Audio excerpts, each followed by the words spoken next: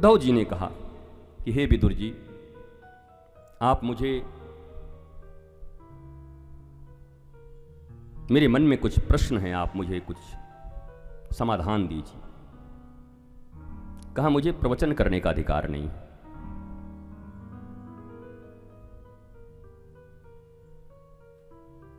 उद्धव जी कह रहे हैं मुझे प्रवचन करने का अधिकार नहीं है, क्योंकि जब आपके विषय में वार्ता होती थी तो मैत्रेय जी भी वहां पर थे भगवान के पास। यही बातें आप मैत्रेय जी से जाकर पूछो, हरिद्वार, ऋषिकेश। अब प्रवचन के संबंध में एक बात कहता हूं, श्रवण, मनन, चिंतन, निदिध्यासन अर्थात आचरण, देन प्रवचन। 30 डेज का कोर्स, 30 दिन का कोर्स, वाद्य यंत्र, व्यासपीठ शुरू। धर्म की हानि हो।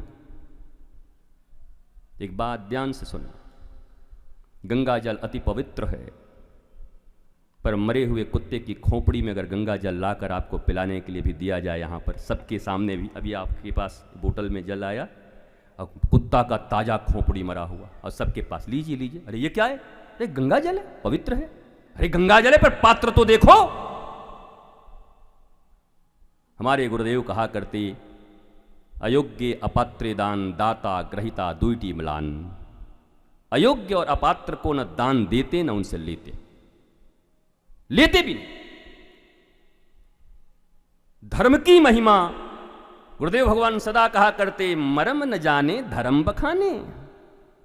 मर्म नहीं जानता और धर्म का व्याख्यान देने चला है।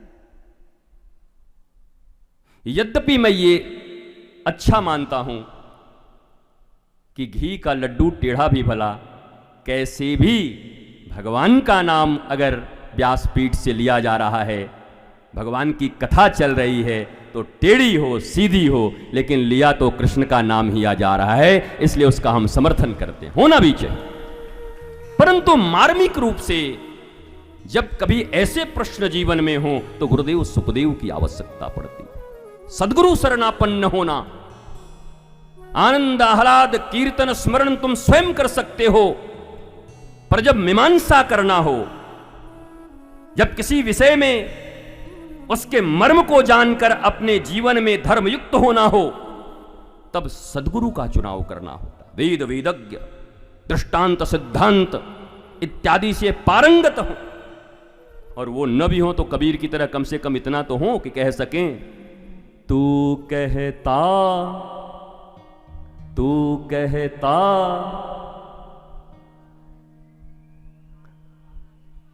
कागज की लेखी, मैं कहता अखियन की देखी।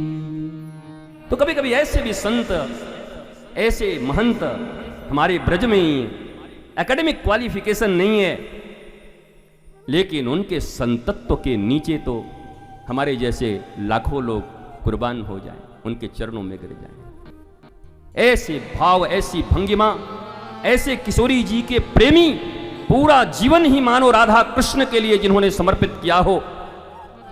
सांसारिक पढ़ाई नहीं है, कहीं कोई अध्ययन नहीं किया, लेकिन कालिदास की तरह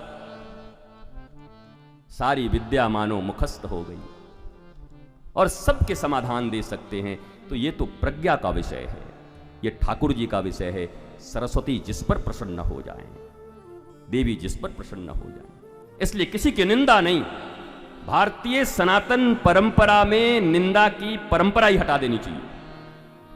वर्तमान परिस्थिति में तो जो भी हमारे राष्ट्र के लिए, संस्कृति के लिए भगवान नाम लेकर वेश की भी पूजा होनी चाहिए। हमारे धर्म ग्रंथ में लिखा गया है, भक्तमाल में, कि वेश भी भगवान होते हैं। अगर संत का वेश भी कोई लेकर आ रहा है तो उनको दंडवत होकर प्रणाम करके उनसे आशीर्वाद मांगिए, लीजिए।